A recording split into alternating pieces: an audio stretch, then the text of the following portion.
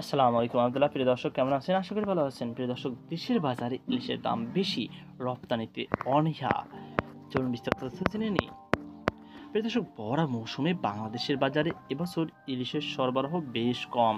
বাজারে এবারের মতো ইলিশের সংকট নিকট অতীতে দেখা যায়নি বলে মত সংশ্লিষ্টদের। নদীতে ও সাগরে জেলেদের জালে মিলছে না কাঙ্ক্ষিত পরিমাণের ইলিশ। যা মিলছে তার বেশিরভাগই আকারে ছোট, বাজারে সেগুলোর দামও চড়া। আর বড় আকারের যেগুলো ধরা পড়ছে সেগুলোর দাম তো প্রায় আকাশ ছোঁয়া। এদিকে ইলিশ রপ্তানির জন্য দাম নির্ধারণ করে দিয়েছে সরকার, কিন্তু সরকার নির্ধারিত রপ্তানির মূল্যের চেয়ে দেশের বাজারেই ইলিশের দাম অনেক বেশি। এমন পরিস্থিতিতে অনুমতি পেয়েও রপ্তানিতে অনীহায় ইলিশ রপ্তানিকারক প্রতিষ্ঠানগুলোর।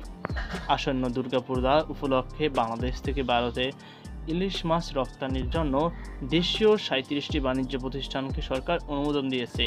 এই অনুমোদনের আওতায় মোট ১,২০০ মেট্রিক টন ইলিশ রপ্তানি করা যাবে। রপ্তানির এই প্রক্রিয়ায় গত ১৬ সেপ্টেম্বর থেকে শুরু হয়ে চলবে ৫ই অক্টোবর পর্যন্ত। রপ্তানির ক্ষেত্রে প্রতি কেজি ইলিশের সরকারি নির্ধারিত দাম $১২.৫, প্রতি ডলার ১২০ টাকা দরে বাংলাদেশ মুদ্রায়, যার পরিমাণ ১৫০০ টাকা। এদিকে রাজধানীর বিভিন্ন বাজারে ঘুরে দেখা গেছে যে ৫০০ গ্রাম ওজনের ইলিশ বিক্রি হচ্ছে ১৬০০ টাকা দরে, ৯০০ গ্রামের প্রতি কেজি ইলিশ বিক্রি হচ্ছে ২,০০০ টাকা দরে, ১ কেজি সাইজের ইলিশ বিক্রি হচ্ছে ২৩০০ টাকা দরে, আর ১ কেজি থেকে ১২০০ গ্রাম ওজন সাইজের প্রতি কেজি ইলিশ ২৪২৫ টাকা দরে। রপ্তানিকারকরা বলছে, ভারতে রপ্তানি মূল্যের তুলনায় বাংলাদেশের অভ্যন্তরে বাজারে দাম বেশি থাকায় জেলেরা ইলিশ বাইরে পাঠাতে চাইছে না। এমন পরিস্থিতি চলতে থাকলে এবছর ৫০০ টন ইলিশ রপ্তানি করাটাই চ্যালেঞ্জ হয়ে দাঁড়াবে। আবার ইলিশের দাম বেশি হওয়ার কারণে পশ্চিমবঙ্গের বাজারেও চাহিদা কমেছে বলে দাবি ব্যবসায়ীদের। সব মিলিয়ে লোকসানের ভয়ে রপ্তানি সনদ নিয়েও অনেক ব্যবসায়ী ইলিশ মাছ না পাঠিয়ে বসে আছেন। এ প্রসঙ্গে জানতে চাইলে পিরোজপুর পায়রহাটের ইলিশ ব্যবসায়ী আলতাফ হোসেন বাংলা ট্রিবিউনকে বলেন, এবছর ইলিশের আকাল চলছে, নদীতে ইলিশের দেখা মিলছে না, যা মিলছে তা নদীতেই বিক্রি হয়ে যাচ্ছে। এবছর প্রতি কেজি ইলিশ নদীতেই বিক্রি হচ্ছে ২,০০০ টাকার বেশি দরে। আমরা রপ্তানির জন্য এবছর ২৩ টন ইলিশের অর্ডার পেয়েছি, এখন পর্যন্ত ১২ টন ইলিশও সরবরাহ করতে পারিনি। বাকি ১০ দিনে কতটুকু পারবো জানি না।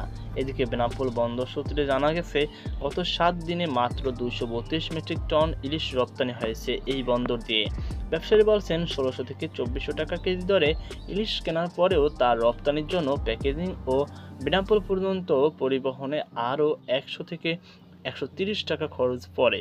তাই বাণিজ্য মন্ত্রণালয় নির্ধারিত $১২.৫ বা ১৫০০ টাকা কেজি দরে রপ্তানি করা হলে তাদের বড় ধরনের লোকসানের মুখে পড়তে হবে। এ প্রসঙ্গে জানতে চাইলে রাজধানী ঢাকার খিলগাঁওয়ে ইলিশ মাছ রপ্তানির প্রতিষ্ঠান বিডিএস এগ্রোর ম্যানেজার কাউসার মিয়া বলেন, আমরা ৩০ মেট্রিক টন ইলিশ রপ্তানির অনুমতি পেয়েছি, তবে দাম বেশি হওয়ায় এখন পর্যন্ত ৫ টনও রপ্তানি করতে পারিনি। আমরা পিরোজপুর ও পটুয়াখালী, মহিপুর থেকে ইলিশ সংগ্রহ করি, কিন্তু জেলেরা স্থানীয় বাজারে বেশি দর পেয়ে সেখানেই ইলিশ বিক্রি করে দিচ্ছেন।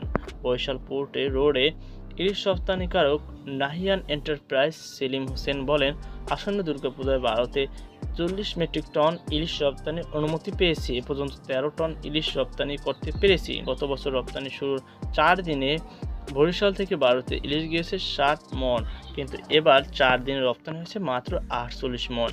উল্লেখ্য, ২০১৫ সালের ৬ সেপ্টেম্বর প্রকাশিত জাতীয় রপ্তানিতে ২০১৫ ও ২০১৮ ইলিশ মাছ শর্ত সাপেক্ষে রপ্তানিযোগ্য পণ্যের তালিকায় রাখা হয়। তবে ইলিশ রপ্তানির প্রথম অনুমতি দেওয়া হয় ২০১৯ সালে। এরপর গত ৫ বছরে ভারতে ৫,৫৯৮ টন ইলিশ রপ্তানি হয়েছে।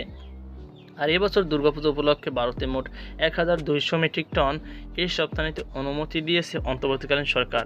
জাতীয় রাজস্ব বোর্ড সূত্রে জানা গেছে যে ২০১৯-২০ অর্থবছরে ৪৭৬ টন ইলিশ ভারতে রপ্তানি হয়। এরপর ২০২০-২১ অর্থবছরে ১,৬৯৯ টন ইলিশ রপ্তানি হয়। ২০২১ অর্থবছরে ১,২৩০ টন, ২০২২-২৩ অর্থবছরে ১,৩৯১ টন, ২০২৩-২৪ অর্থবছরে ৮০২ টন, ২০২৪-২৫ অর্থবছরে ভারতে রপ্তানি করা হয় ১৪০০ টন ইলিশ। বাণিজ্য মন্ত্রণালয় সূত্রে জানা গেছে, গত কয়েক বছর ধরে যে পরিমাণ ইলিশ রপ্তানি অনুমোদন হয়েছে সেই পরিমাণ ইলিশ রপ্তানি করা সম্ভব হয়নি। এবছরও সেটি সম্ভব হবে না। এ প্রসঙ্গে বাণিজ্য সচিব মাহবুবুর রহমান বাংলা ট্রিবিউনকে বলেন, এবছর কত টন ইলিশ রপ্তানি করা সম্ভব হবে তা সময় শেষে হলেই মাত্র বলা যাবে। তো প্রিয় দর্শক, এই ছিল আমার সর্বশেষ আপডেট। এ নিয়ে আপনার কোনো মতামত থেকে থাকলে অবশ্যই কমেন্টে জানাবেন। সকল ভালো থাকুন, সুস্থ থাকুন। আজকে পর্যন্ত আল্লাহ হাফেজ।